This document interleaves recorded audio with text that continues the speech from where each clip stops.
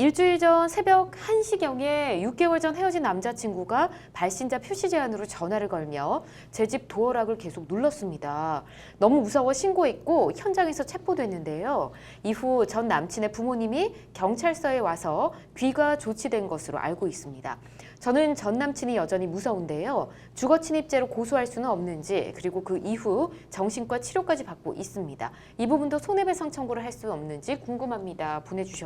보내주셨는데 요즘 혼자 사는 여성을 노린 범죄 정말 많습니다. 이 사연만 봐도 굉장히 무섭다는 생각이 드는데요. 일단 주거 침입죄 성립할 수 있을까요? 예, 제 판단은 이 사안에서 주거 침입죄가 성립할 수 있다고 봅니다. 네. 일단 주거 침입죄에서 말하는 주거 침입죄의 보호 법익은 뭐냐? 예.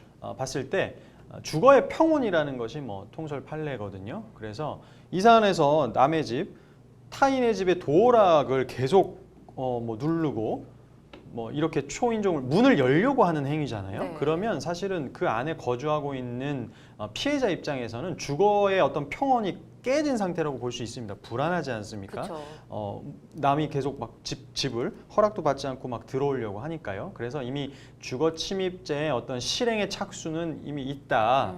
그래서 꼭 집 안으로 들어오는 상태가 발생하지 않더라도 예. 이 사안에서는 주거 침입죄가 성립할 수 있다고 봅니다. 그렇군요. 일단 경찰서에 와서 귀가 조치 이제 부모님께서 오셔서 데려간 것 같습니다. 훈방 조치가 된 것 같은데 또 찾아와서 위협을 가할 수도 있지 않을까 싶어서요. 이 접근 금지 신청 가능할까요? 접근 금지 신청이라는 건 이제 법원에다가 하는 접근 금지 가처분이라는 건데요. 네.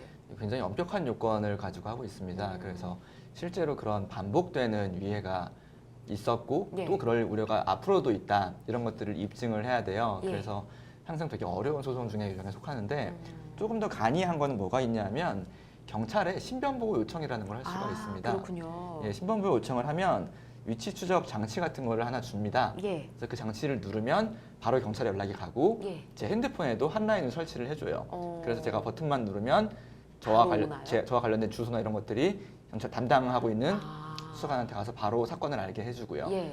그리고 이제 저희 집 근처에 이제 신고자의 집 근처에 순찰 인력들을 증원해주거나 이런 일들을 해주는 것을 많이 봐왔습니다. 그래서 예. 이게 실제로는 법원의 접근 금지 가처분보다 훨씬 더 효과가 좋습니다.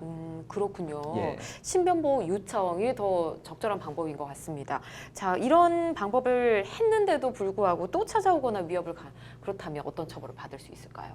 그러면 이제 더 중하게 처벌될 수가 있을 것입니다. 그러니까 예. 주거 침입을 여러 번 계속하면 당연히 그 점을 감안해서 더 중하게 처벌될 것이고요. 예. 만약에 민사상 아까 이 변호사님 말씀하신 접근 금지 가처분을 만약에 민사적으로 신청해서 가처분 결정이 나왔는데 접근 금지 가처분 결정이 나왔는데도 계속한다. 예. 그러면 사실은 또 금전적인 제재를 가할 수도 있어요. 네. 그 민사적인 가처분은 형사적으로 별도로 그런 금전적인 책임까지 물릴 수도 있는 방법이 있습니다. 네, 예, 예. 알겠습니다.